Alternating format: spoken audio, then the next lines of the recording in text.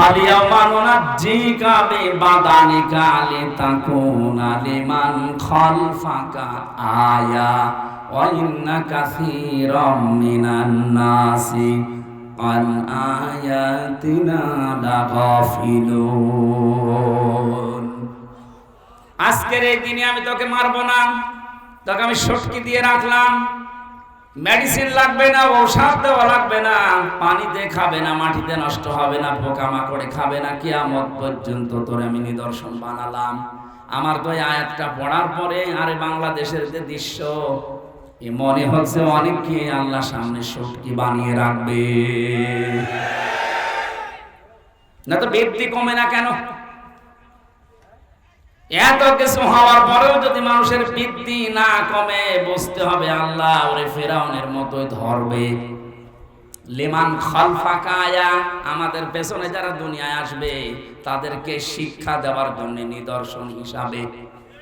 কিন্তু আল্লাহ আফসোস করেন অধিকাংশ মানুষ এই সমস্ত নিদর্শন দেখার পরও দেখা যায় যে পরিবর্তন হয় না, গাফেল হয়ে থাকে।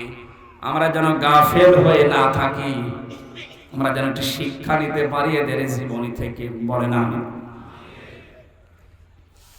সুতরাং কবরকে সেজদার জায়গা বানানো নিষেধ, এ ঘোষণা নবীজির। কার? বলেন বলেন, আরো জোরে বলেন।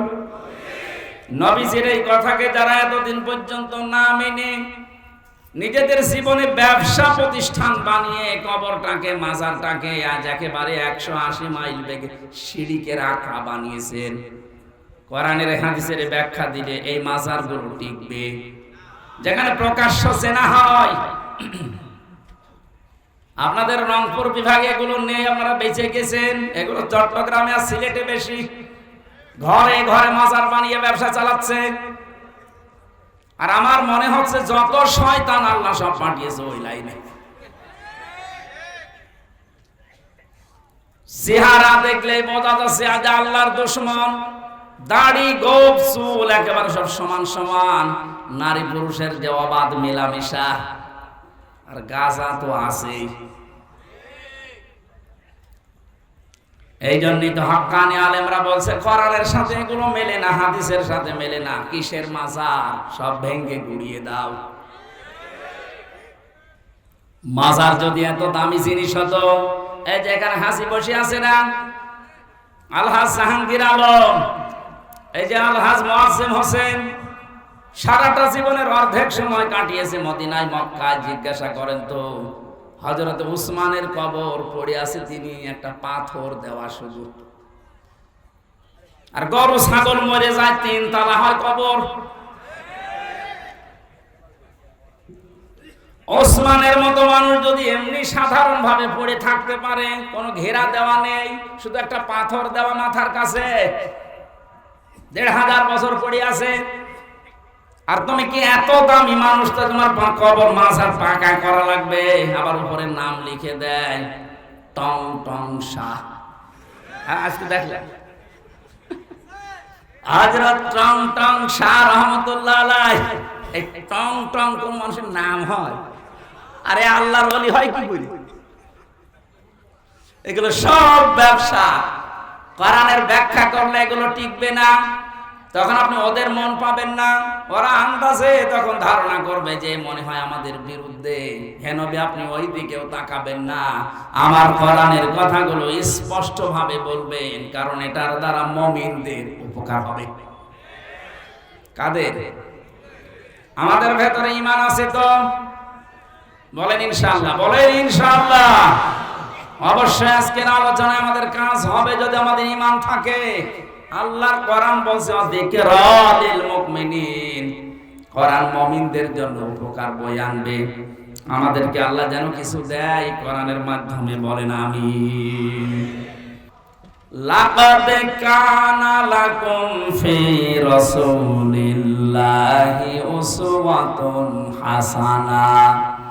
রব্বুল আলামিন বলেন তোমাদের জন্য মহত্তম আদর্শ লুকিয়ে রেখেছি আমি রাসূলুল্লাহর জীবনে। রাসূলুল্লাহর জন্মে এ কথা আছে কোরআনে, ফি রাসূলিল্লাহি, রাসূলুল্লাহ আল্লাহর রাসূলের ভেতরে উসওয়াতুন হাসানা, উত্তম আদর্শ।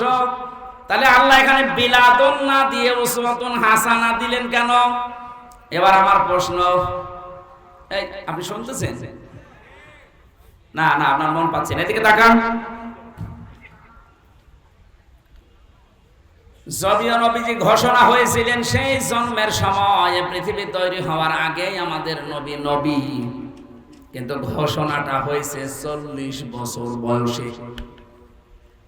আমরা এখানে পাগলও যদি হয় আমরা বলবো 40 বছরের আগে পুরা আরব জাহানে মুহাম্মাদুর রাসূলুল্লাহ, কেউ মুহাম্মাদুর রাসূলুল্লাহ বলতো না, বলতো আব্দুল্লাহ, মুহাম্মদ ইবনে আব্দুল্লাহ। এটা ঠিক আছে না? যদি প্রশ্ন থাকে বলে। ওনাকে কি 1 থেকে 40 বছর পর্যন্ত পুরা আরব জাহানে কেউ রাসূলুল্লাহ বলে ডাক দিয়েছে? বলেন, কি বলতো? মুহাম্মদ ইবনে আব্দুল্লাহ অথবা আস-সাদিক, আল আমিন, এই নামগুলো দিত। এখন উনি রাসূলুল্লাহ হয়েছেন 40 বছর বয়সে, যখন নবুয়ত পেয়েছেন কোরআনের দ্বারা। কোরআন পাওয়ার পরেই উনি যখন আসলেন তখন হয়ে গেলেন মুহাম্মদ ইবনে আব্দুল্লাহ থেকে মুহাম্মাদুর রাসূলুল্লাহ। এবার মূল কথা বলছি, আল্লাহ পাক কেন ফি রাসূলিল্লাহি উসওয়াতুন হাসানা দিয়েছেন? তোমাদের জন্য মহত্তম আদর্শ আমি আল্লাহ লুকিয়ে রেখেছি রাসূলুল্লাহর জীবনে। মুহাম্মদ ইবনে আব্দুল্লাহর জীবনে আল্লাহ যদি বলতেন তাহলে ফি রাসূলিল্লাহ শব্দটা দিতেন না। বাস্তবতা হচ্ছে এই 1 থেকে 40 বছর পর্যন্ত এই যে মুহাম্মদ ইবনে আব্দুল্লাহর নাম বললাম, আস-সাদিক, আল আমিন, উনি বিশ্বাসী ছিলেন, আমানতদার ছিলেন।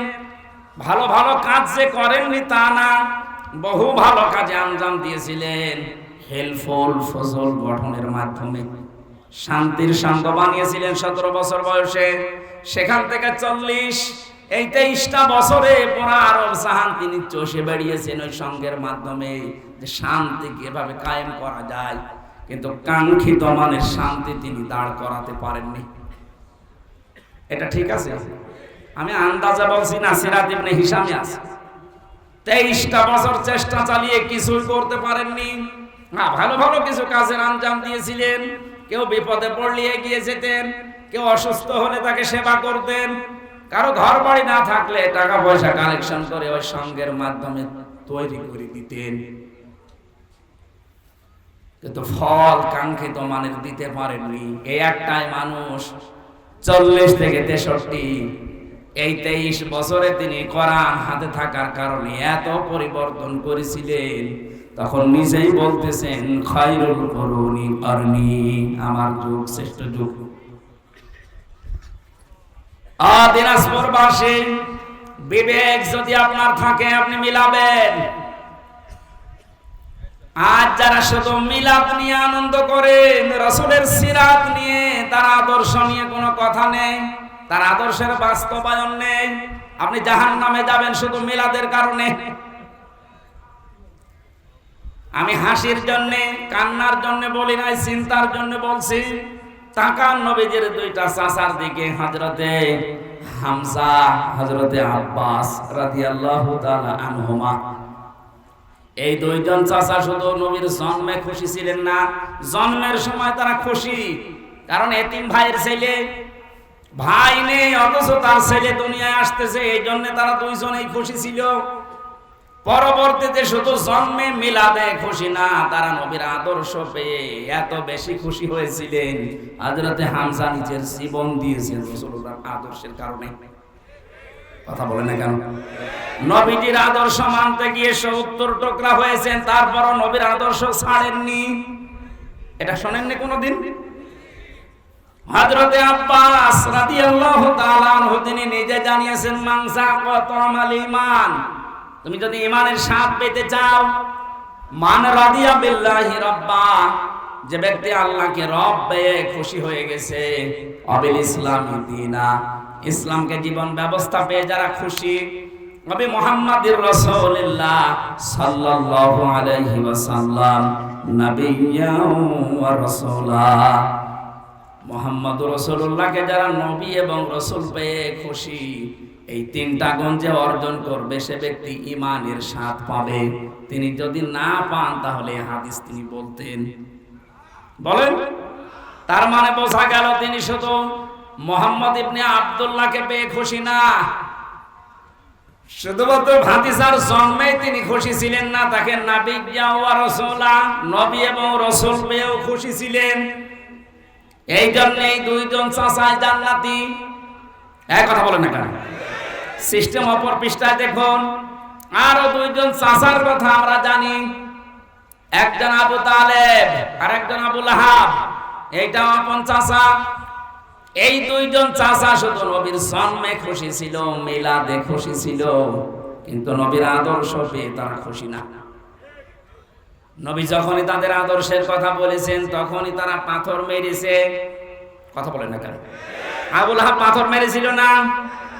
আর এক চাচাকে বলেছিল, ইয়া আম্মি আবি তালিব, লা ইলাহা ইল্লাল্লাহ হাজ্জুল লাকা ইনদাল্লাহি ইয়াউমাল কিয়ামাহ। হে চাচা, শুধু আমার কানের কাছে মুখটা নিয়ে বলেন যে লা ইলাহা ইল্লাল্লাহ, মুহাম্মদ রাসূলুল্লাহ বলা লাগবে না, শুধু আল্লাহর ঘোষণাটা একটু দেন। আমি নবী সাক্ষী দিচ্ছি, কিয়ামতে আল্লাহর কাছে ঝগড়া করে আপনাকে আমি জান্নাতে পৌঁছে দেব।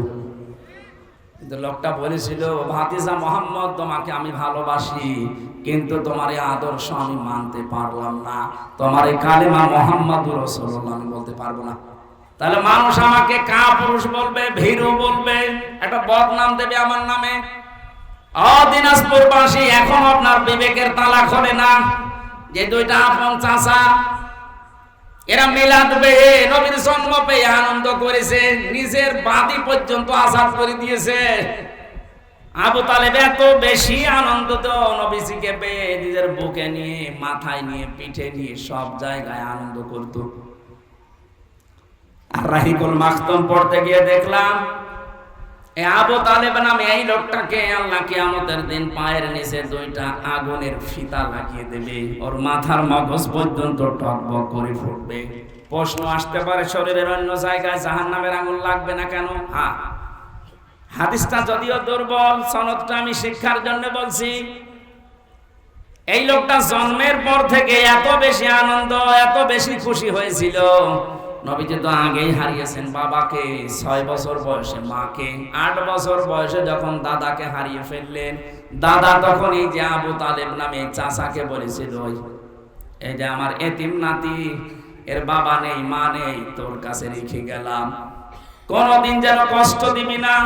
এই জন্য আবু তালেব নিজের সন্তান আলীর চাইতেও মুহাম্মদুর রাসূলুল্লাহকে বেশি আদর করত। আবু তালেবের পুরা জীবনী আমি পড়ে দেখেছি, কোনদিনও নিজের সন্তান আলীকে নিজের বুকের মাঝে নিয়ে ঘুমায়নি, কিন্তু বিশ্ব নবীকে কাছে করে নিয়ে মানুষ করেছে। কখনো বুকে নিয়েছে, কখনো পিঠে নিয়েছে, কখনো মাথায় নিয়েছে, কখনো চুমা দিয়েছে। যতগুলো জায়গা নবীর শরীরের সাথে ওর টাচ হয়েছে, ওই জায়গাগুলো আল্লাহ জাহান্নামের জন্য হারাম বানিয়ে দিয়েছে। কিন্তু যেখানে নবীজির শরীর লাগে নাই, পায় কোনদিন যেহেতু পায়ের কাছে রাখে নাই, এজন্য ওই জায়গায় আল্লাহ আগুন লাগিয়ে দেবে। ঘটনা শুধু সিরাত ইবনে হিশাম রাহিকুল মাখতুম শুধু শোনা না, এখানে শিক্ষা কি? এত বেশি মিলাদে যে লোকটা খুশি, তার পায়ের নিচে যদি আগুন লাগতে পারে, যে লোকটা এত বেশি খুশি মিলাদে নিজের বাতি পর্যন্ত আজাদ করে দিয়েছে আবু লাহাব, যে 2 আঙ্গুল দিয়ে ভাবে পড়েছিল, এই 2 আঙ্গুল কিয়ামত পর্যন্ত শুধু মুখের ভেতর দিয়ে চুষতে থাকবে, আনন্দ পাবে, শান্তি পাবে, সুখ পাবে। আল্লাহ নষ্ট করে দেয়নি, নবীর জন্য যা করেছে, কিন্তু জাহান্নামে যাবে, কারণ শুধু মিলাদে খুশি, আদর্শে খুশি না। আমার কথা বুঝেছেন? সুতরাং রবিউল আউয়াল মাসে শুধু যারা মিলাদ পড়ে শুধু জিলাপি আর খিচুড়ি খেয়ে শেষ করে দিচ্ছেন, নবীর আদর্শকে জমিনে বাস্তবায়ন করার জন্য কোনো উদ্যোগ আপনার নেই, আপনিও আবু লাহাবের মতো, আবু তালেবের মতো জাহান্নামে যাবেন। আশা করছি আপনি ফিরে আসবেন। শুধুমাত্র আমরা স্বীকৃতি দিচ্ছি তা নয়, যে কোরআনে কারীম থেকে বলছি। আল্লাহ রাব্বুল আলামিন বলেন, وَإِذْ أَخَذَ اللَّهُ مِيثَاقَ الَّذِينَ وإذ أخذ الله ميثاق النبيين لما آتيتكم من كتاب وحكمة ثم جاءكم رسول مصدق لما معكم لتؤمنن به ولا تنصرنه قال أأقررتم وأخذتم على ذلكم إصري قالوا أقررنا قال فاشهدوا وأنا معكم من الشاهدين সূরা আলে ইমরানের ভেতরে আয়াতটা আছে 3 নাম্বার পারা 19 নাম্বার পৃষ্ঠা 11 নাম্বার লাইনে আছে 181 নাম্বার আয়াত, শুধু 81 নাম্বার আয়াত। আয়াতের ভেতরে নবীরা পর্যন্ত বিশ্ব নবীর স্বীকৃতি দিয়েছিল, তারা আদর্শের স্বীকৃতি। আজ অনেক উম্মত দাবি করার পরেও শুধু জন্ম নিয়ে আপনি আনন্দে দিন কাটিয়ে চলে যাচ্ছেন, কারণ জন্মদিন পালন করলে খাওয়া পাওয়া যায়। আমি তো এই দেশে যতগুলো ইবাদত দেখতে পাই বানানো সব খাওয়া ভিত্তিক। এই যে জন্মদিনের খাওয়া, মৃত্যুদিনের খাওয়া, সবে বরাতে খাওয়া, কথা বলছেন কেন? সবে কদরেও খাওয়া, দুই ঈদে খাওয়া। খাওয়া ছাড়া কোন ইবাদত আমি পাচ্ছি না। অথচ নবীজির আদর্শ যারা মেনেছেন 40 থেকে 63 এই 23 বছর তাদের খাওয়া ছিল। তাকান হযরতে তালহার দিকে, কি খেয়েছিলেন তিনি? 80টা তীর। কি নবীর আদর্শ মানতে গিয়ে তার শরীরকে বাঁচাতে তিনি 80টা তীর খেয়েছেন। আরো জিলাপি নিয়ে আর খেজুরি নিয়ে মজায় আছে। এজন্য আমাদের উচিত হচ্ছে এগুলো বন্ধ করা। রবিউল আউয়াল মাসেও যদি আপনি এর পরিবর্তন আনতে না পারেন, আপনি আজকে থেকে সিদ্ধান্ত নেবেন শুধু জন্মে আমরা আনন্দ করব না, আমরা আনন্দ করতে চাই নবীর আদর্শ বাস্তবায়নের মাধ্যমে। আল্লাহ আমাদের তৌফিক দিন, বলেন আমিন। সূরা আলে ইমরানের 137 38 দুইটা আয়াত তেলাওয়াত করেছি। বর্তমান প্রেক্ষাপট সামনে নিয়ে বাস্তবতার সাথে আমরা মিলাবো। তাফসীরুল কোরআন মাহফিল লিখেছেন এই কারণে। জবান খুলে পড়েন আউযু বিল্লাহি মিনাশ শাইতানির রাজিম। বিসমিল্লাহির রহমানির রহিম।